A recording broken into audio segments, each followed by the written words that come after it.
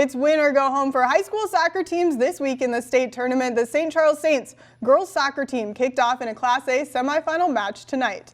The 3-seeded Saints face the 2-seed, the Southwest Christian Stars. St. Charles is in white, and in the first half here with the throw-in, St. Sam Perez shoots and she scores. The Saints lead 1-0, but the Stars have an answer. Take a look at this. Pass to Maya Johnson, and she goes to work, breaking free from defenders, and she ties this one up at 1 right there. And in the second half, Saints have a corner kick. The goalkeeper tries to block it, but Perez is there for the header. And that is the final score. St. Charles is moving on with the 2-1 victory over the Stars. And high school volleyball teams hit the hardwood in Section 1A quarterfinal action tonight. Let's start with the 1-seeded Mabel Canton Cougars. The Cougars face the 9-seed, the Goodhue Wildcats. In the first set, Mabel Canton leads by 4. Cougars Kinley Soini with the slam to extend the lead to 5. The Cougars are up big. The Wildcats go to work, perfectly placed to cut that lead to 13. And set point here for Mabel Canton. Cougars set up Sajal Slafter for the kill. Take a look at that one.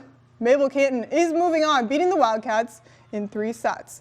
And the 3-seeded Fillmore Central Falcons had the 6-seeded Bethlehem Academy Cardinals tonight. In the first set, the Cardinals lead by 4. The Falcons cannot return it, but the Falcons have an answer, down by just 1. Ella Daly gets that one over the net. Fillmore Central ties this one up at 20. Set point for the Falcons, Isabel Nagel with the hit and the set winner. The Falcons win it in 5 to advance, beating the Cardinals 3-2.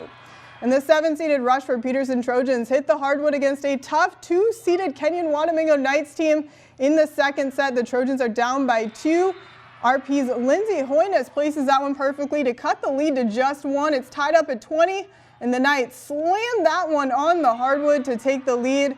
Kenyon Wanamingo goes to work. Another kill right there. The Knights get the win, beating the Trojans 3-0. And it was a battle between the 4 and the 5 seeds. The 4-seeded Spring Grove Lions took on the 5-seed, the Alden Conger Knights, in the first set. Knights Nora Zickel with the kill. The Knights extend their lead to 5, and the Lions go to work here. Kendall Van Minsel places that one perfectly. Spring Grove cuts the lead to 7, and set point here for the Knights. Alden Conger takes the first set, and the Knights win it in 5, beating the Lions 3-2. Well, the state tournament is here for North Iowa high school volleyball teams. The St. Ansgar Saints competed tonight in a Class 1A quarterfinal matchup. The 5-seeded Saints faced the 4-seed, the BC LUW Comets. The Saints took the first set, and the second set was a battle, all tied up at 22. Saints Ava Falk with the kill to give St. Ansgar the lead, and the Comets need 1 to win the set. But the Saints are ready, perfectly placed right there to keep this one alive, and the Comets could win it right here, and they do just that. Winning the second set, BC LUW is moving on, knocking off the Saints in 5 sets.